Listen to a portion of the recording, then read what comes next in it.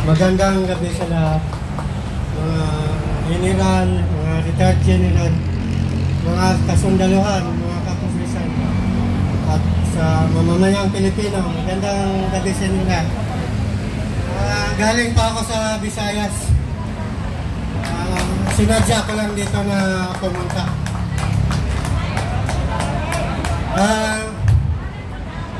Para sa kaalaman ng lahat, wala akong ibang sinisisi sa mga corruption ngayon. Hindi. Si Bongbong Marcos Jr. Wala ibang sisihin. Dahil noon nang umupo pa lang siya, inabulis kaagad niya ang Anti-Corruption Commission. Ano ibig sabihin nun? Pinahintulutan niya ang corruption. Walang mag-check. Executive number 1, inabulis niya ang Anti-Corruption Commission. Kaya ang ano niya ngayon, mga sinasabi, wala siyang kinalaman. Corruption ng mga corruption daw ng mga kongresista. Totoo yan. Ang mga kongresista nangurako talaga. Si Saldico, Martin Romualdez, mabagman niya yan. Sigurado. Mayroon tayong mga 260 kongresista dito kasama na sa Manila, mga pumirma sa impeachment. Sa ayaw Manila, aminin Manila o sa hindi, may tig 150 million sila. Nasa loob ng bahay nila. Hindi nila pwede i-deposit yun. Mahuhuli sila. Kaya 260 na bahay, mayroong 150 million. Huwag kayo maniwala na wala sa bahay nila. Mayroon yan, sigurado. Dahil pag i-deposit nila yan, mahuhuli yan. Ngayon, babalikan ko naman si Ate Bongbong Marcos. Ang sinabi niya sa suna niya, may natapos na raw na 5,500 flood control. Sabi niya, ngayon, nag-inspection siya. Wala siyang nakita. Puro ghost project. Magkano halaga? Bilyon-bilyon. Umabot pa ng trilyon. Oh, tapos ngayon, nasaan ang sinabi na namin natapos na 5,500? Ngayon, kinain din niya. Nakita niya, puro ghost project. Oh, tapos sisihin niya sila Saldico, Martin Romualdez. Actually, sila Martin Romualdez, mabagman yan. Dapat din talaga, yan, sunodin. Saldico, yung kongreso, dapat sinunog yan. Hindi, kasi kailangan dito yung damdamin ng tao ngayon. Hindi pwede ninyong dito, walang containment dito, walang sensor dito. Dahil ang kailangan dito yung damdamin ng tao. Ang galit natin kay Marcos. Si Marcos, dalawa lang solusyon dito. Hindi ko. Kailangan ko to. Kailangan ko to. Hindi pwedeng, binayaran tayo? Kasi bakit nyo Bawal kasi kuya yung mga sunog-sunog. Kasi wala na. Baka makulong tayo. Damdamin ng tao to. Kaya damdamin ng tao to.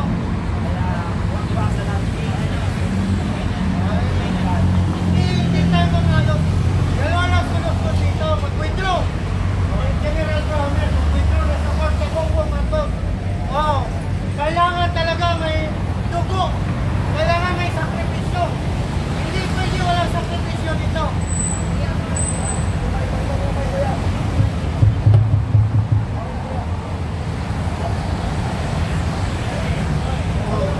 Kasi damdamin nga to. Di ba sabi nyo ilabas ang damdamin ng tao? Ito na ang damdamin ng tao. Hindi tayo pwede dito mag-sensor. Ang galit ng tao, huwag nyo pigilan.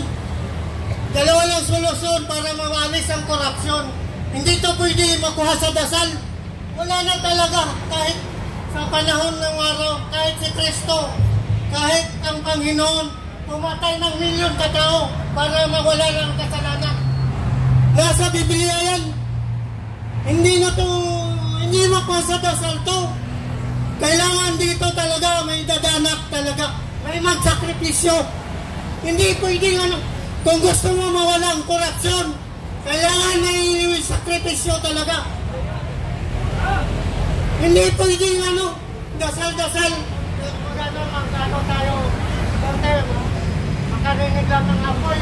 Ay, wag yung, hindi pwedeng damdamin na ito ng tao. Damdamin na galit. Kaya ikaw, Bongbong Marcos, hindi ito pananakot talaga. Kailangan, maabutan ka lang namin. Babalatan ka namin ng buhay. Isa lang ang solusyon dito. Mag-withdraw ng support kung hindi ka mabalatan. Kung mag-withdraw ng support ang armed forces, hindi ka mabalatan. Pero kung hindi mag-withdraw, asahan mo na tayo mga Pilipino, hindi tayo patatalo sa Indonesia, hindi tayo patatalo sa Nepal, hindi tayo patatalo sa Bangladesh. Kung matatandaan nyo, tayo lang ang tumalo sa invader, tayo lang ang tumalo sa Espanya.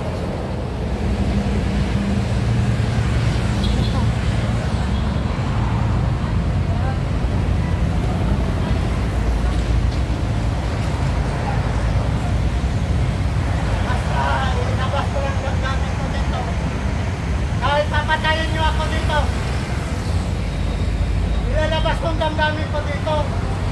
Akala ko ba ilabas natin damdamin dito? Ilabas natin damdamin natin. Sobra ng korupsyon, trilyon. Pinabukasan na ng sunog na hinirasyon to. Ang ninakaw nila, hindi lang kinabukasan natin, pati kinabukasan ng mga apo-apo natin sa mga sunod pang apo. Talagang ganun, hindi ito masulusunan sa dasal. Wala. Basta ito lang ang masasabi ko. Mabuhay tayong lahat. Mabuhay ang Pilipinas. Yes! Mabuhay! Mabuhay!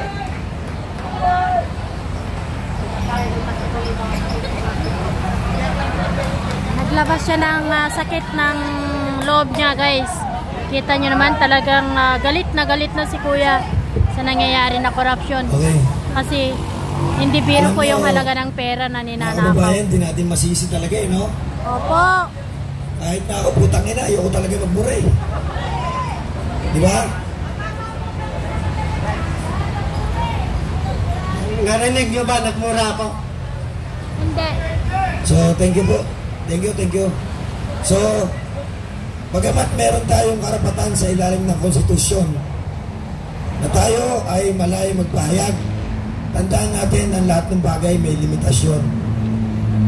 Kaya dapat po, pag nagsalita tayo, alam natin kung saan patutungo yung mga sinasabi natin. Tama lang na magmura tayo. Tama lang na maglabas tayo ng sama ng loob.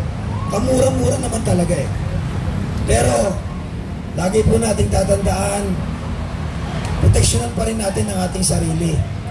Sabi nga po sa boxing, defend yourself at all times. Okay po ba tayo? Sama-sama po ba tayo dito? Sama-sama. Nagkakaisa po tayo? Yes.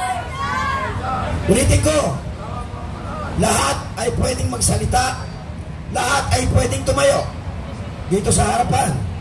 Pero sa pasimula pa lamang ng ating programa, meron po tayong screening committee na sinabi ko, makipag-usap po doon.